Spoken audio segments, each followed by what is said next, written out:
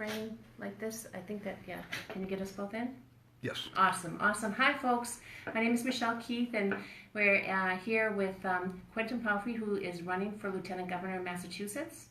And it's a pleasure to have you here. Yeah, thanks for having me. And it's really great to be here. One of the things that we're most interested in the group is finding out why people are running for the particular positions. Can you share that with us? Yeah, thank you very much. So my name is Quentin Palfrey. I'm a Democrat running for Lieutenant Governor. I received the endorsement of the Democratic Party in June, and I've focused throughout my career on poverty and inequality, and those are the issues that really motivated me to run for this race. So I was the chief of the healthcare division in the Massachusetts Attorney General's office when we were doing health reform, and then I worked in the Obama White House as senior advisor for jobs and competitiveness.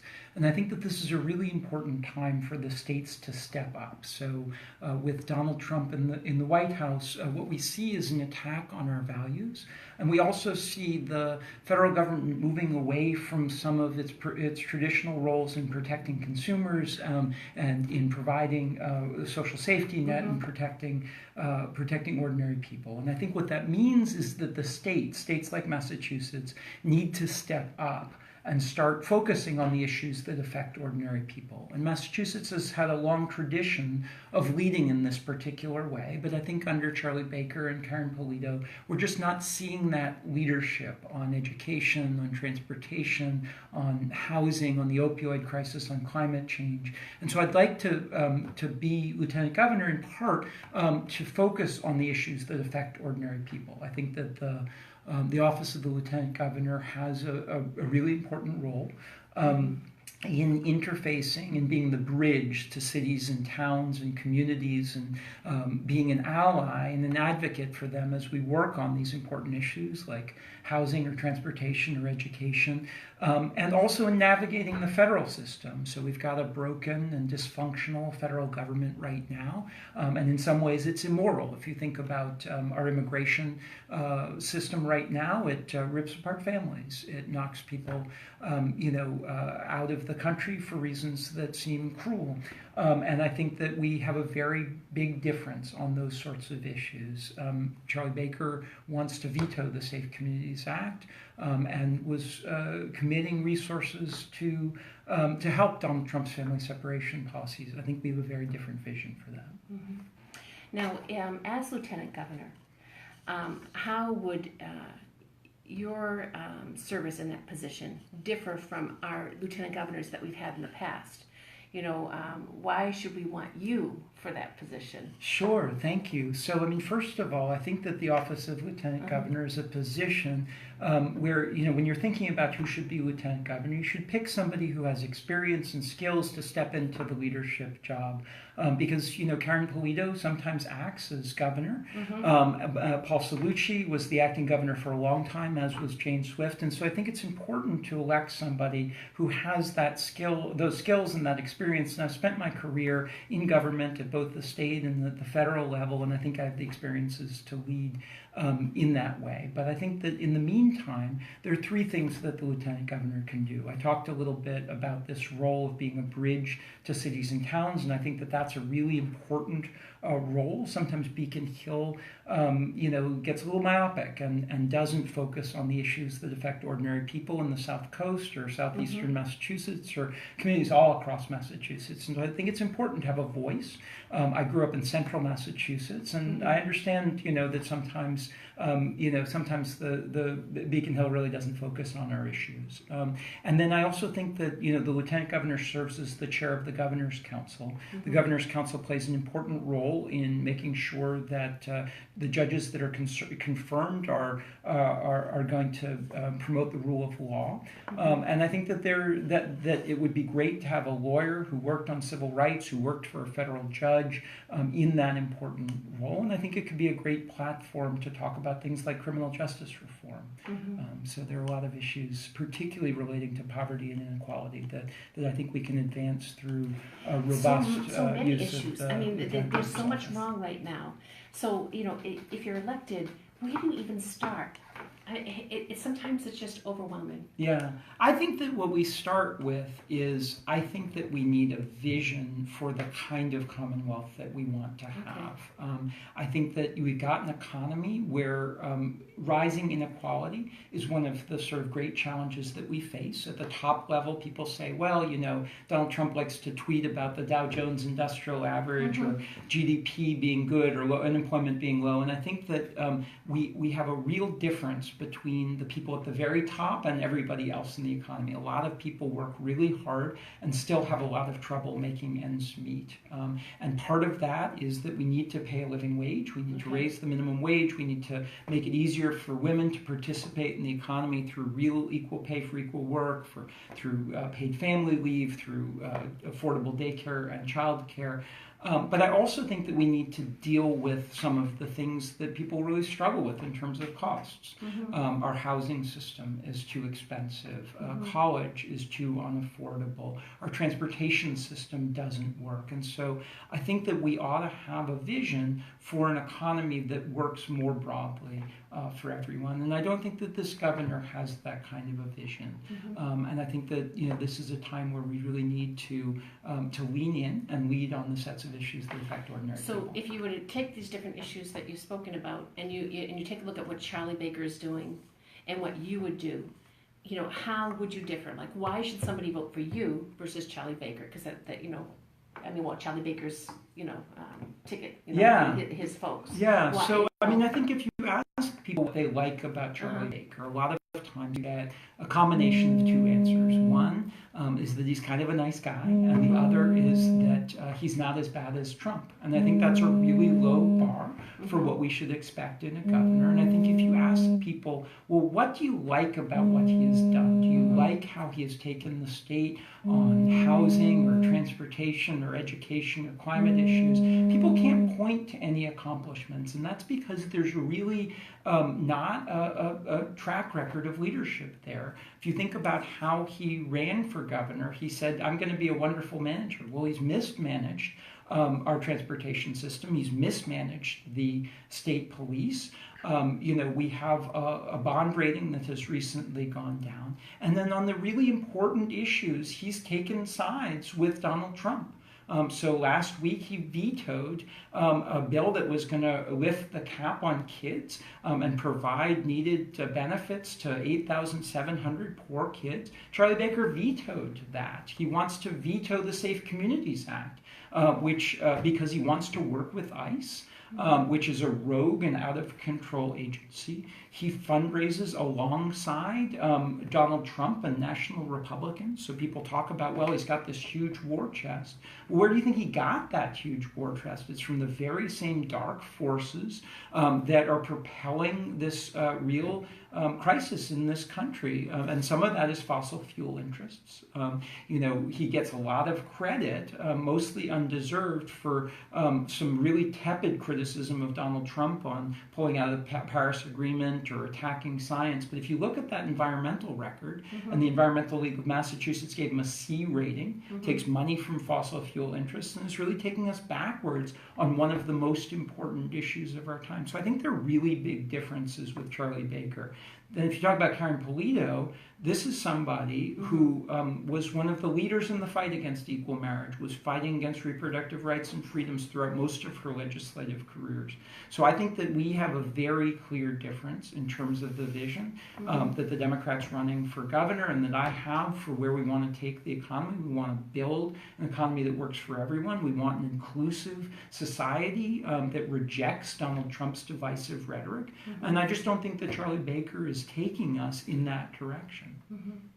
So one of the comments I hear a lot from folks is that they're very frustrated with the fact that, you know, there's a lot of attention given to special interests, but not a lot of attention to people who are working really hard to make ends meet. And it just seems like they can't keep their head above water and that nobody's listening to them, nobody cares about them. You get the very wealthy who are getting all of this assistance with the tax cuts. In a way, it's sort of like, you know, a public assistance on both ends. So you've got the wealthy getting the tax cuts, entitlements, as they like to call, you know, our welfare system.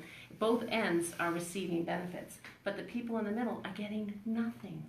and they're getting ignored. So how do we listen to them? How do we let them know that you're somebody who will actually protect them and do something for them so that they want to work hard. Yeah. They want to do well, Yeah. but it just seems like the system's set up against them. I think you're entirely right. And as I mentioned, I had the honor of working for President Barack Obama. And President Obama talked about rising inequality being one of the great social policy challenges of our time. And I think that we see this all across our Commonwealth. And it results in part from intentional Republican policies. So think about the tax cuts that Trump and the Republican Congress passed a few months ago. It took from the poor and from the middle class and from blue states and gave to the very wealthiest people in our economy, to large corporations. And I think that we have an attack, or the Republicans have been attacking the labor movement for years. The Janus decision is a great example of that. But there's been a whole series of attempts to really dismantle the labor movement.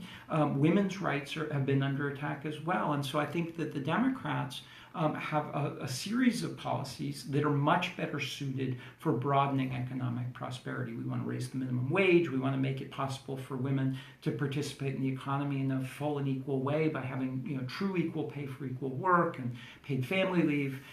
And we also want to build sort of our economy in a lot of other ways. We want to fix our transportation system. I think that that's a real impediment to a lot of people getting to work and to school, and it's really a drag on our economy. We want to make housing more affordable. We want to make college more affordable. We want to invest in workforce development, because there are a lot of ways in which the economy is changing very rapidly. We've got automation, we've got artificial intelligence. There are some real challenges there, and there's some real opportunities. And one of the things that I did when I was working in the Obama administration was spend a lot of time thinking about the jobs of the future. What do we do now to make sure that we capture the benefits of some of the changes in our economy? How do we take advantage of the clean energy economy, where there's going to be some great jobs? How do we make sure that the internet economy works for everyone? Exactly the opposite of this attack on net neutrality. We need to make sure that as these changes to our economy happen, we embrace them, but we also make sure that they work for everyone. And I think that a lot of people are feeling left out of this economy, and we need a governor and a lieutenant governor, first of all, who have a vision for the economy, period, and second of all, have a vision for an inclusive economy. So you talked earlier about the lieutenant governor going out to the cities and towns. Is that something typically that other lieutenant governors have done, or is that your vision specifically in that position? Or I think that if you ask Karen Polito or Tim Murray or John Kerry when he served in that role, a lot of lieutenant governors will say that that is part of what they think of as the job of the lieutenant governor. But I don't think that either Karen Polito or Charlie Baker have really understood the challenges that people are facing in the cities and towns. So we're sitting here in New Bedford. I think the South Coast is an area that has very particular needs, and I think that there's a little bit too much of a cookie cutter approach. I think often on Beacon Hill, policies are not designed specifically to try to help people in the South Coast. If they were, we would already have South Coast Rail. We would already have reforms to our education formula that fairly take into account the needs of schools in New Bedford and Fall River and Taunton and Dartmouth. So I think that we need a governor who has a vision for really investing in transportation, making it possible for folks to get from the South Coast into Boston, and to get to work and to school, and also has a vision for investing in education, and is really focused on local issues. So I'd like to ask you this question. Say you get elected, and your 4 years are up. You're coming to the end of your term. What would you ideally like to have achieved?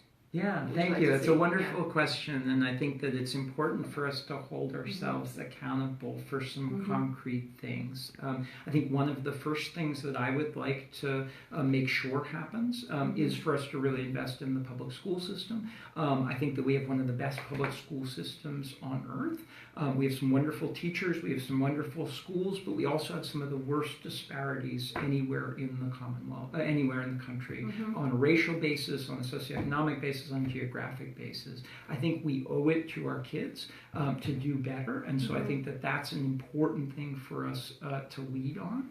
I'd like to see a long-term vision for revenue. I think that really investing in transportation and in housing and in education is really important. I don't think that there's a vision right now for broadening that economic growth. I'd like to see more leadership on climate issues. I think that this is a really important challenge that is going to affect our children and our grandchildren. And I think that we just don't have that kind of leadership and that sense of urgency. And I think that we're going to really suffer if we don't invest in building a clean energy economy now. So I think that there are a lot of things that we need to move towards. And I think that that is the vision that both of the Democratic candidates for governor are articulating, and I'd be honored to help serve and help advance those issues. And if I have the honor to be elected lieutenant governor, I'm going to wake up every day thinking about how we're going to fight inequality and poverty. Those are going to be the lens that I'm going to bring to how we're going to affect how we're going to protect ordinary people living in families. How do you protect opportunity? Absolutely. I mean, folks want to work, they want to do well. Absolutely. But it just seems like the opportunity is not there. And I think if we lose opportunity, we lose the very basis of our nation. That's absolutely. Which is the most important thing. That's so absolutely right. I got to ask you this question. Did you think that you'd run for politics ever in your life? Was this something that as you were growing up that you thought that maybe someday you would work in politics, or something that just developed? I think so. My family's been involved in politics for a long time, and public service has always been in my blood. I've had some opportunities along the way to do some really fun things in public service that have not involved running for office. I was really honored to work in the Attorney General's office and in the White House. I've always looked for other ways to serve, and I saw this as a moment where I wanted to do this, and part of it, honestly, was a wake-up call from the Trump presidency and sort of seeing these attacks on our values and thinking this is a time where I can't be sitting on the sidelines. And I don't think I was sitting on the sidelines. I was running JPAL North America, which is the poverty lab at MIT, but I thought this was a moment when I wanted to be more politically involved and where, really important issues were at stake, and I wanted to be able to tell my children that, at this time I did something, to sort of stand up and try to sort of act out on some of my values. And I think that's really important for us all to sort of think about this moment and what we're going to do to make sure that we take the state and the country in a direction that we can be proud of, because there's a lot that's happening right now that's scaring me, and that's really divisive, and that is not who we are as Americans. Do something, and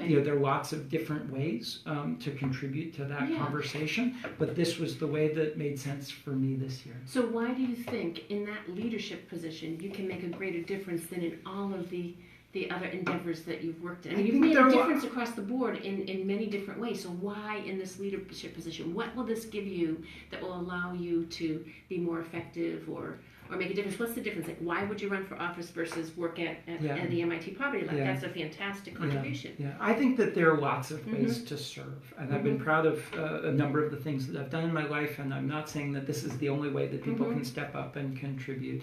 I do think that there's a particular role that states can play right now.